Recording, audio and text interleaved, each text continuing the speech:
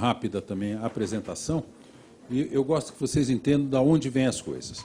A ENAMAT, hoje a Escola Nacional de Magistratura Trabalhista, dirigida pelo ministro Luiz Felipe Vieira de Mello, que tem feito um trabalho, a meu ver, um dos melhores aí dos últimos anos, tem sido fonte de inspiração para nós. Um dos eixos que a ENAMAT adotou, nos modos do que eu fiz também, o ministro Luiz Felipe adotou eixos, né? E um dos principais eixos que ele tem adotado na educação, né, na formação continuada de magistrados, né, é exatamente o relacionado à ética. A ética. E a ética tem sido abordado na ENAMAT sob diversos aspectos. Eu tenho participado de diversos eventos, esses eventos são feitos para os diretores de escola, né? Nós somos 24 tribunais regionais, vão os diretores de escola e coordenadores de todos os tribunais, e conheci num desses eventos exatamente o Fabro, que por coincidência é criado, apesar de não ser natural aqui de Curitiba, é criado aqui em Curitiba, estudado aqui em Curitiba, estudou aqui em Curitiba, na Federal, né? Parece que foi colega da Vanessa, inclusive, né? E você foi bicho da Vanessa, é isso? Nossa, que medo, né? Eu imagino que essa mulher deve ter judiado de você. Mas, enfim, porque ela é ruim, essa mulher é ruim, viu? Essa é malévola, né? Aliás, eu me cerco, eu tenho esse poder, eu me cerco de mulheres ruins, de mulheres maldosas, de mulheres que, né, têm esse domínio, né, sobre os homens, né? Faz uma... Olha lá a cara delas, olha lá a Tânia, né, a Morgana, cadê a Morgana? Né? A Morgana também, enfim, eu tenho esse poder, eu consigo isso. Mas, vejam, aí eu fui apresentado a ele e me interessei e fui atrás. Tá? O ITS, ele vai falar melhor, mas me impressionou muito o trabalho do ITS, que é uma ONG, tá? Quer dizer, é uma instituição sem fins lucrativos e que tem, pelo que eu entendi, a finalidade exatamente de auxiliar nas relações entre particulares e o Estado, né, principalmente na parte de comunicação, que é então o Instituto de Tecnologia e Sociedade. E o Fabro, veja, se é diretor do ITS por si só, isso já prevê, então, uma qualificação muito grande, né? Mas ele é pós-doutor pela Universidade das Nações Unidas e pela Universidade Federal Fluminense, é doutor em comunicação pela Universidade de Leeds, né, no Reino Unido, é mestre em comunicação pela Universidade Fluminense, ele é graduado em comunicação social com habilitação em publicidade pela nossa querida Federal aqui do Paraná. Ele é pesquisador visitante da Universidade das Nações Unidas e da Universidade da Califórnia, em San Diego, é professor de Inovação e Tecnologia na ESPM, né, a Escola Superior de Propaganda e Marketing, aqui, lá em São Paulo, né, aqui no Brasil, já tem também em outros estados. Ele é bolsista em Governo Aberto e Organização dos Estados Americanos, né, aliás, da Organização dos Estados Americanos, da OEA, e ele é Independent Reporting Mechanism na Open Government Partnership, que são áreas de especialização que incluem inovação, tecnologia e governo aberto, né? Então, pelo que eu entendi, também ele faz uma espécie de acompanhamento, né, desses setores para essa entidade, e ele é diretor executivo, então, do Instituto, do ITS, Instituto de Tecnologia e Sociedade do Rio de Janeiro, e professor da Escola Superior da Propaganda e Marketing do Rio de Janeiro. Então, agora à tarde, nós teremos, inicialmente, uma palestra mais relacionada à abordagem dos problemas básicos de sensibilização e depois nós partiremos para a prática com utilização de metodologias ativas nas oficinas que foram nominadas. Doutor Fabro, muito bem-vindo, muito obrigado por ter atendido o nosso convite e fica com a palavra daqui para frente, o evento é todo seu. Olá, obrigado, doutor Cássio. Bom, agradeço muito o convite, é um prazer voltar a casa, né? Eu sou bicho do Paraná, estava explicando a gralha azul para as pessoas que estão no Rio de Janeiro, o que significa. A Vanessa era, com certeza, uma das veteranas mais incríveis que a gente tinha na faculdade, e voltar aqui para falar sobre tecnologia é muito interessante. Essa fala ela começa, na verdade, com um convite do CNJ. o CNJ convidou a gente, convidou o ITS para falar sobre redes sociais. Essa fala que eu vou fazer agora, ela é uma pequena atualização do que eu falei lá no CNJ, que diz respeito sobre inteligência artificial e a exposição de vocês nas redes sociais. Eu vou falar com muito carinho, porque é um tema muito sensível, porque eu imagino que vocês, como seres humanos, gostam de estar nas redes sociais, ao mesmo tempo que vocês entendem alguns casos sensíveis de se estar nas redes sociais. Na primeira fala, que dura mais ou menos 15 a 20 minutos, eu vou assustar. Na segunda, eu dou meio lentes para compreender o processo que está acontecendo isso daí.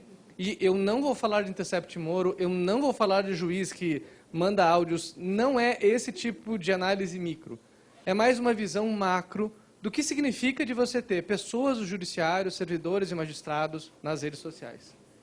Sendo que anteontem vazaram para mim um documento, agora que o Jota e a Folha de São Paulo já publicaram, eu posso falar que eu peguei na internet, mas na verdade eu dei uma olhada no documento e eu selecionei alguns trechos para meio que ilustrar algumas partes de como pontos que estão trabalhados nessa proposta de resolução sobre o uso de redes sociais pela magistratura poderiam estar associadas ao conteúdo que a gente está falando aqui. Depois de 2 palestras, tem uma metodologia ativa, porque a gente parte do princípio que ninguém sabe como o magistrado brasileiro fala nas redes sociais.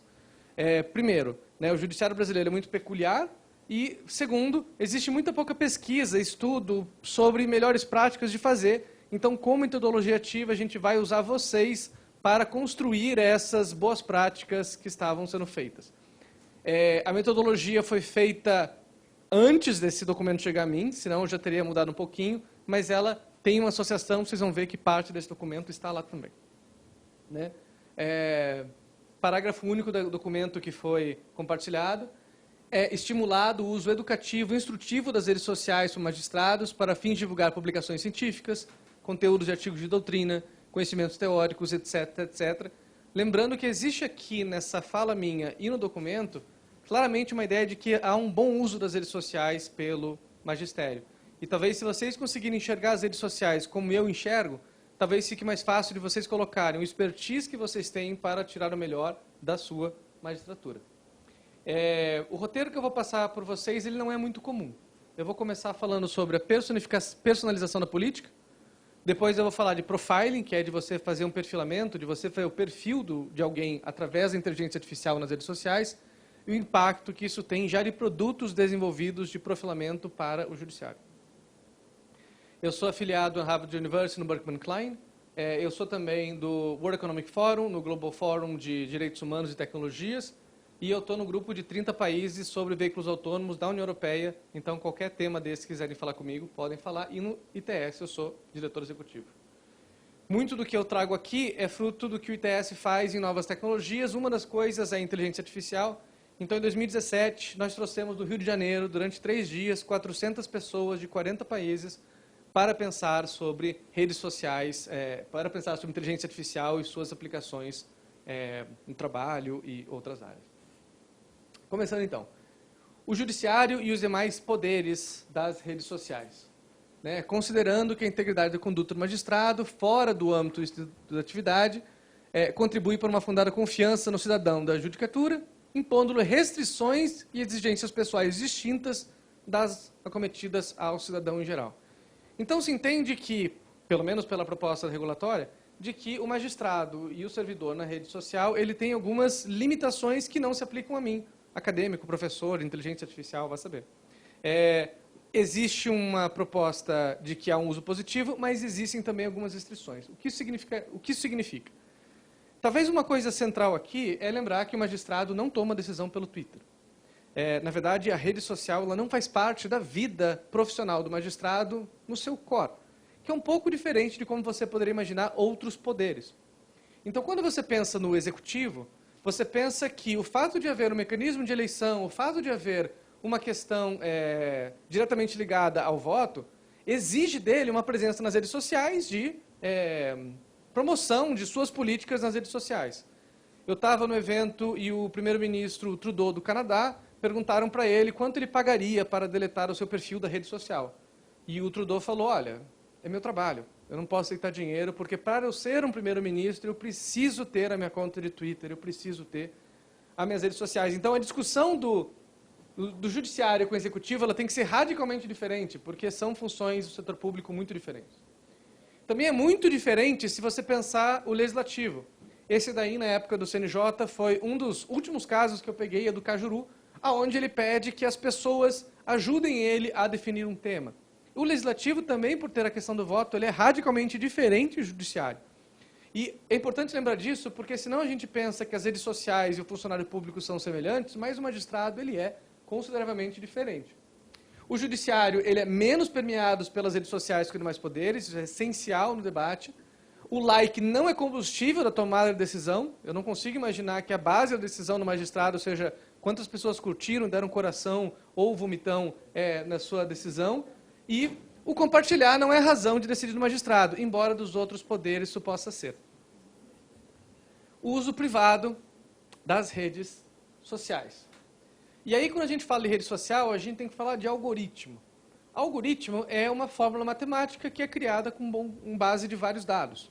Por exemplo, a minha mãe ela não é um computador, mas ela tem um algoritmo sobre mim. Ela sabe o que o filho dela faria e o que o filho dela não faria. Então, há uma função preditiva de comportamento a partir de um algoritmo que está na cabeça dela. Nas redes sociais, esse algoritmo ele pode ser usado, ele pode ser criado para fazer diferentes coisas. Você pode treinar um algoritmo para saber se você está tendo um infarto, chamar uma ambulância. Você pode criar um algoritmo para saber se você está predisposto a comprar um sapato. E para os algoritmos, vida pessoal e pública se entrecruzam. Então, vocês precisam ter noção de que tudo aquilo que vocês colocarem na rede social está sendo utilizado para algoritmos para definir comportamento e previsão de comportamento. Isso não significa que é bom, não significa que é ruim, mas toda rede social que vocês tiveram estará lá. E aí é importante falar de uma mudança que eu vejo no Brasil sobre a personificação das políticas. E aí eu acho interessante falar da Inglaterra, porque o executivo no Brasil sempre foi muito personalista. Né? Todos os presidentes do Brasil sempre foram muito a pessoa presidente e a presidência se misturaram. Na Inglaterra não era assim. Na Inglaterra, até a década de 70, o parlamento inglês não permitia que os jornalistas entrassem no parlamento. Os partidos políticos, a instituição era muito mais relevante do que o próprio primeiro-ministro. Quem começa a mudar isso é o Tony Blair, na década de 90, quando ele começa a levar as suas filhas, a sua família, para a propaganda política. E aí ele fala, eu seria um bom primeiro-ministro porque eu sou um bom pai, eu sou um primeiro-ministro porque eu tenho uma família. Ele foi a primeira pessoa que saiu da instituição e começou a levar a sua vida pessoal para público. E aí vocês começam a ver uma certa semelhança com a rede social e a função da justiça como instituição cega e etc. Logo depois que ele ganhou a eleição, o filho dele bebeu, foi parado pela polícia e aí teve que se explicar. E aí foram falar com o Tony Blair sobre o filho dele, os tabloides foram lá, e seu filho, né? O que está acontecendo? E aí ele falou, não quero falar da minha família, vamos falar do país. E falaram, não tem dessa. Você trouxe sua família para a política, você trouxe sua vida privada para a política, agora não tem como tirar a sua vida privada da política. Então, esse efeito de personificação, ele tem crescido no Brasil no judiciário. No momento em que você tem cada vez mais exemplos de juízes que ganham notório conhecimento por estarem com sua vida, com sua casa, com sua família, com suas decisões no judiciário. Era um movimento que talvez na década de 90 não ficasse muito evidente, mas que com as redes sociais se tornou uma constância, pelo menos em alguns ambientes. E isso faz uma diferença muito grande para o algoritmo. Então esse daí, Washington Oliveto, lá na década de 90, ele fez a campanha do meu primeiro sutiã. E aí, como é que ele sabia que a campanha ia funcionar? A Valicer chegou para ele e falou, olha, meus clientes estão velhos, e eu vou desaparecer do mercado. Ele falou, não, a gente precisa de cliente novo. Então eu vou fazer o meu primeiro sutiã, fez uma propaganda super sensível, funcionou, a Valicer foi lá para cima. Mas a forma de tomada de decisão do Washington Oliveto foi da cabeça dele. Ele tinha uma ideia do que era o brasileiro, ele tinha uma ideia do que as pessoas queriam, ele tinha uma ideia do mercado, ele foi lá, tentou e deu certo. Esse sistema de tentativa e erro da sua cabeça é muito diferente de como são tomadas decisões de publicidade hoje.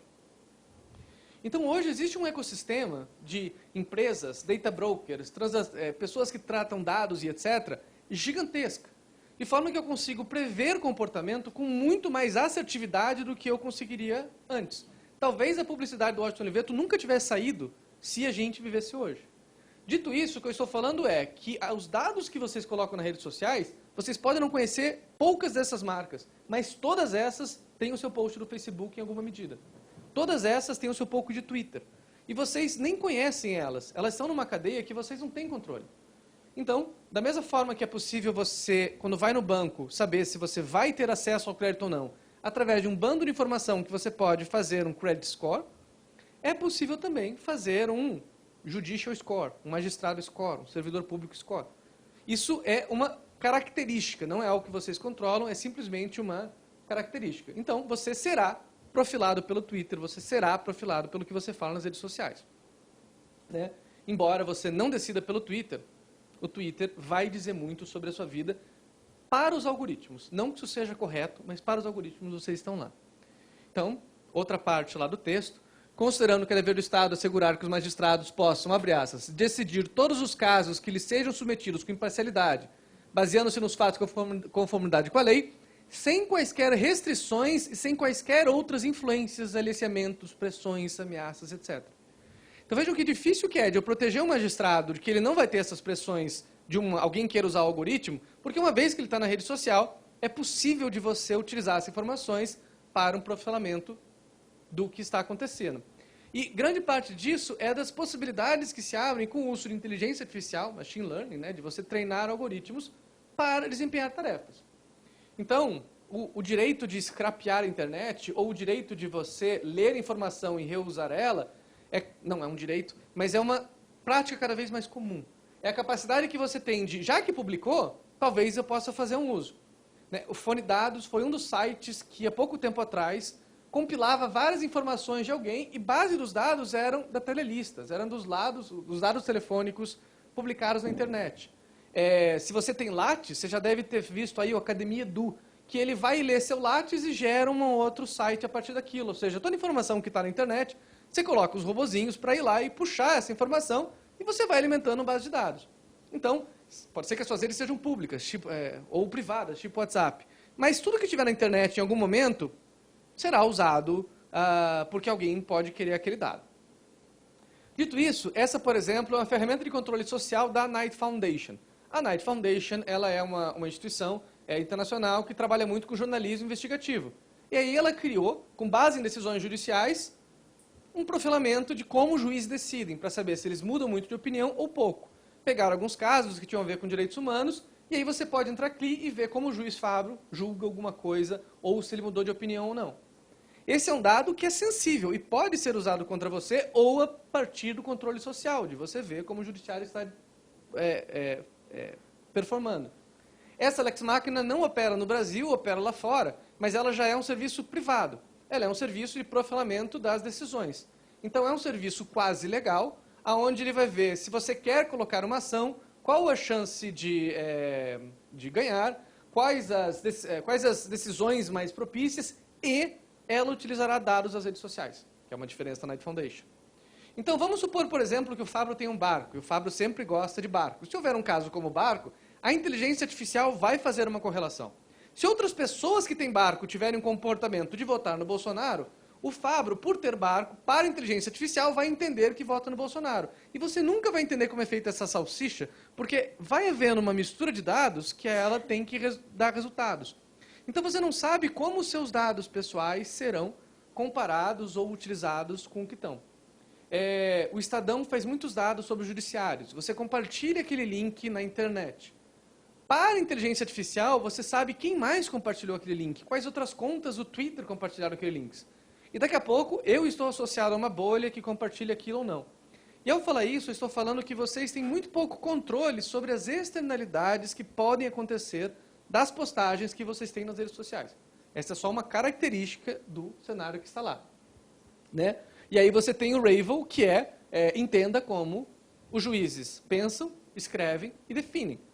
Onde não é só uma questão de quase legal, é uma questão realmente de você ter um perfil, né, um perfil completo de como possivelmente vai haver aquela decisão, inclusive de como escrever a sua petição para entrar num processo e outras partes jurídicas que estão acontecendo. Isso daqui já existe só com os dados do judiciário. Mas a hora que você coloca dados nas redes sociais, é muito difícil de você estimar o que vai estar acontecendo. E aí eu vou compartilhar uma história que era o seguinte. Eu considerava que eu tinha um ótimo controle da minha rede social, certo?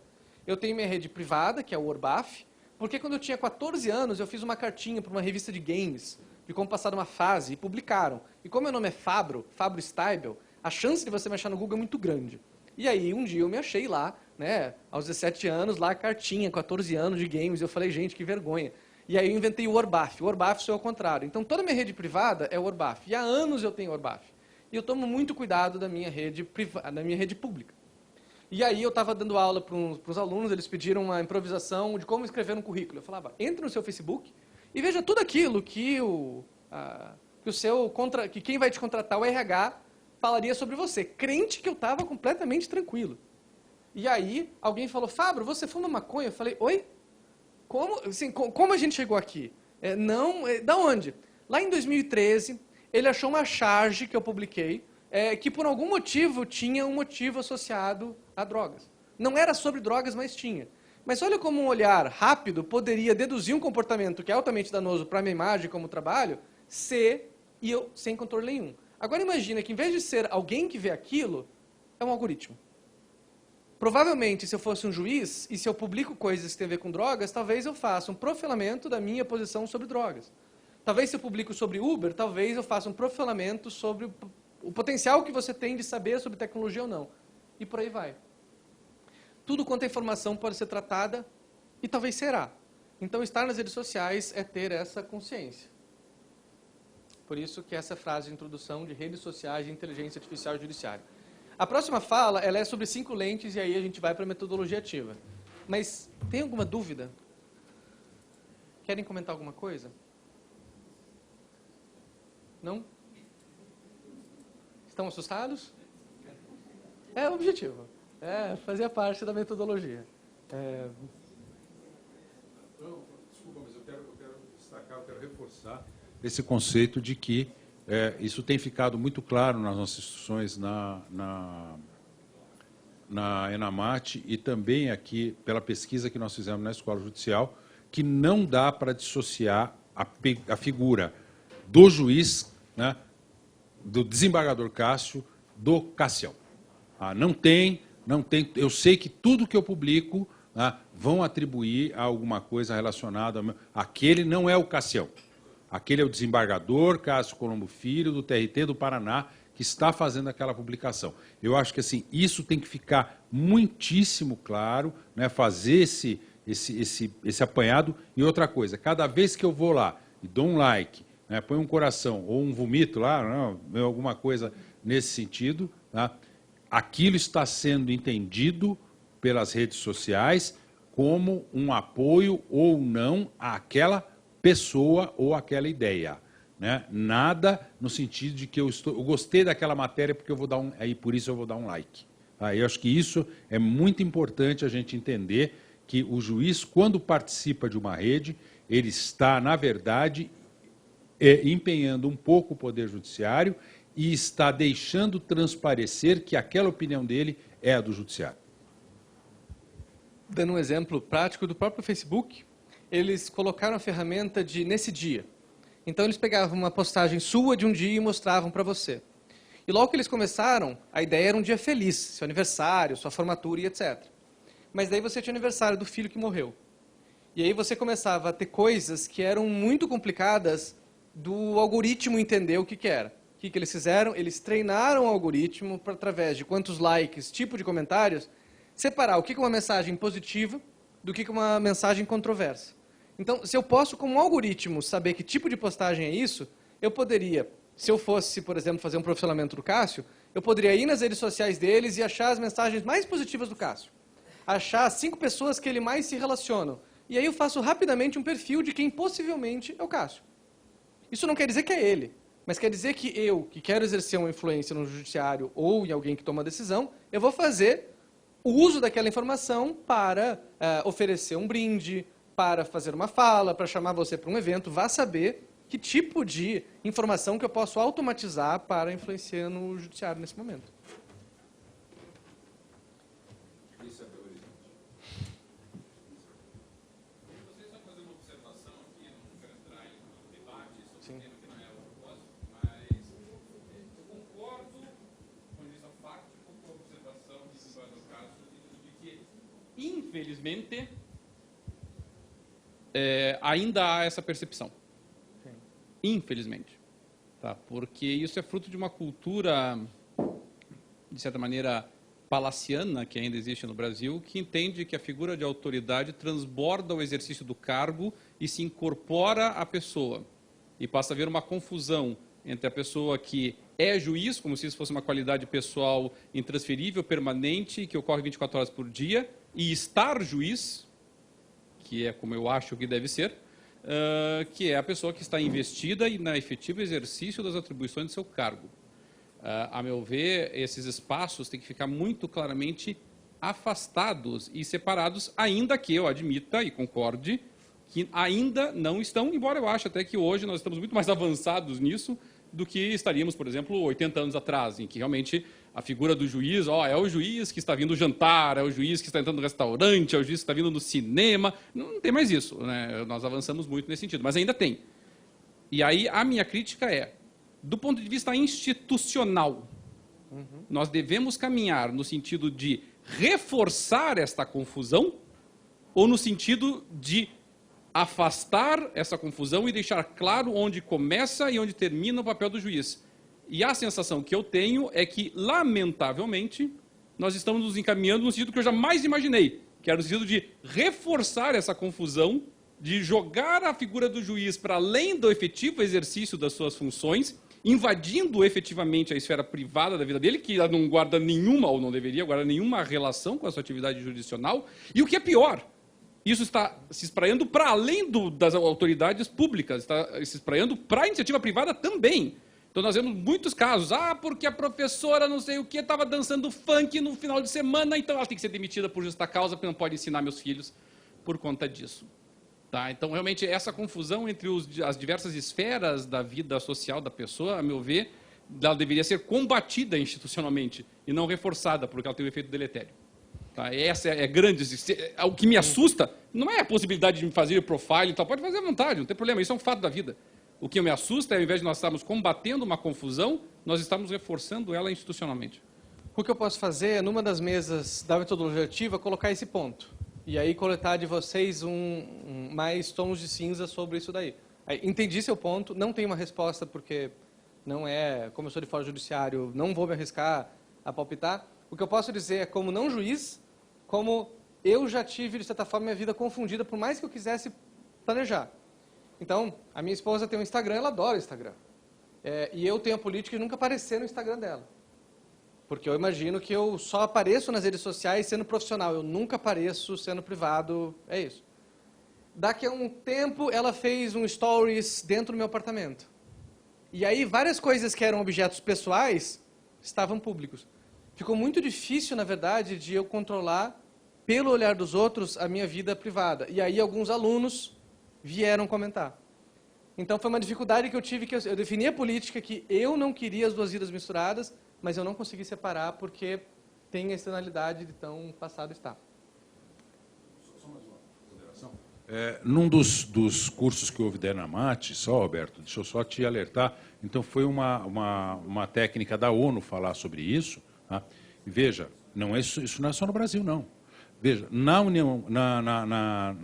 Reino Unido, na Inglaterra, né, os juízes são proibidos de participar em redes sociais, exatamente porque chegou-se à conclusão que não tem como dissociar a figura do juiz da pessoa. Então, o juiz ele é simplesmente proibido de participar de redes sociais. Há diversos outros países que adotam postura. E isso, inclusive, nessa discussão, essa coisa que está acontecendo, que está gerando essa resolução do CNJ, tá?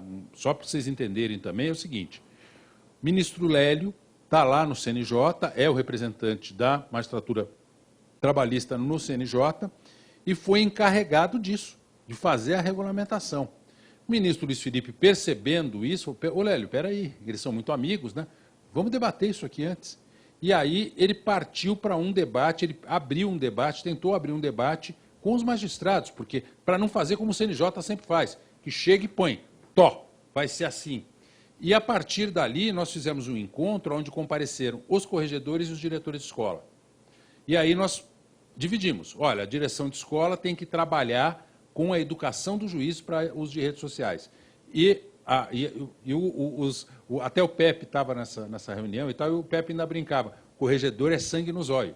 Que ele quer pegar o juiz, ele quer punir o juiz que não se comportar adequadamente nas redes sociais. E o diretor da escola é o bonzinho, né, que quer ensinar o juiz a trabalhar nas redes sociais sem vedar, né, sem impedir ali aquela manifestação jurídica dele, né, porque aí isso interfere diretamente em nós. Então, eu só queria fazer este reparo no sentido de que há estudos científicos de que não é só no Brasil, mas isso é mundial, essa constatação de que as pessoas não dissociam nunca o juiz daquela pessoa que está se manifestando na rede social.